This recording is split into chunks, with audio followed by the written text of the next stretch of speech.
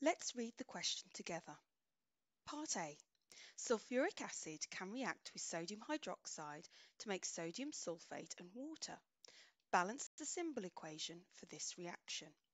So what's the command word in this question?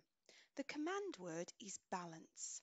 That means adding numbers to these lines in order that there's the same number of atoms at the start in the reactants as in the products at the end of the reaction.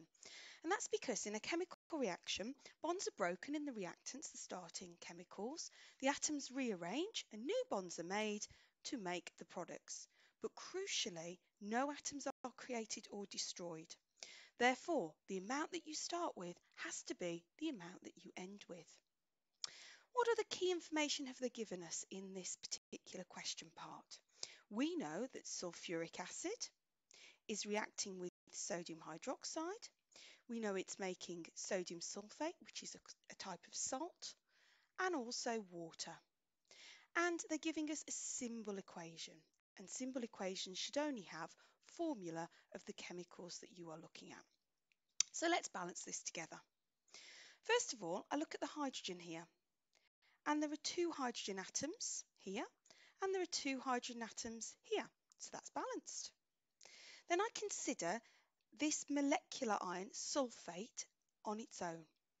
Because sulfate is not going to break up into separate atoms, it stays as an ion and shuffles around.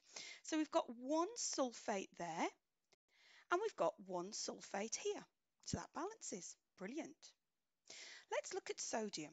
We've got one sodium atom here, but we've got two sodium atoms here. Now I can't make a sodium atom in the chemical reaction. Remember, we can only rearrange what we've got.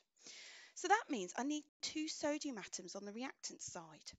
Now I can't just put a little 2 down here because that actually changes the chemical that we are looking at. All I can do is add a large number in front of the chemical, and I'm going to add 2. And that means I've got 2 lots of the chemical sodium hydroxide. So back to my balancing. 2 lots of sodium, 2 lots of sodium. Brilliant. Now, what happens here is that the OH joins to the hydrogen here to make the water. I've now got 2 lots of OHs. So I've got 2 oxygen atoms. But here I've only got 1 oxygen atom. So again, I need to put a 2 in front of here to make 2 lots of water. Now the final thing I like to do is just check I got it right and that I haven't accidentally misbalanced it.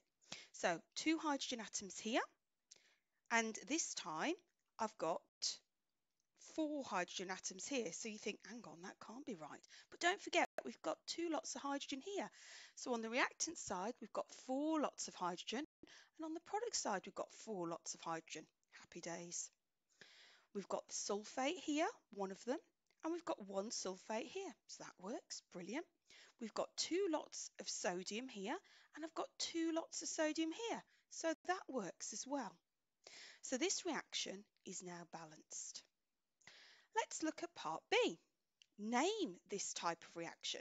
So what's the command word here? The command word is to name, and what we're naming is the type of reaction. Now, when an acid reacts with a base, and in this case, sulfuric acid, as the name suggests, is the acid, and sodium hydroxide is the base, the chemical that reacts with the acid, this is always an example of a neutralization reaction.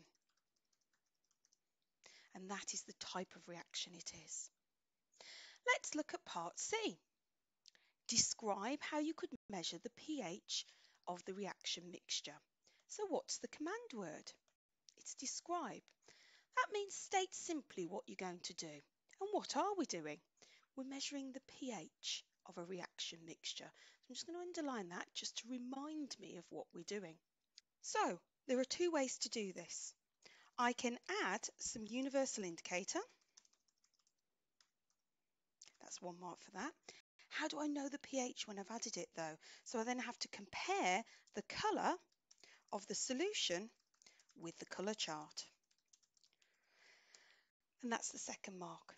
Now the other way that you could measure the pH is to put in a pH probe, and that would be 1 mark, And the second mark would be for reading off the value on the pH probe. Now remember, a pH probe is different to a data logger. A pH probe is just an instrument to measure the pH. A data logger is the instrument to measure something and it records the information. So a data logger with a pH probe would tell you the pH and also record that information for you.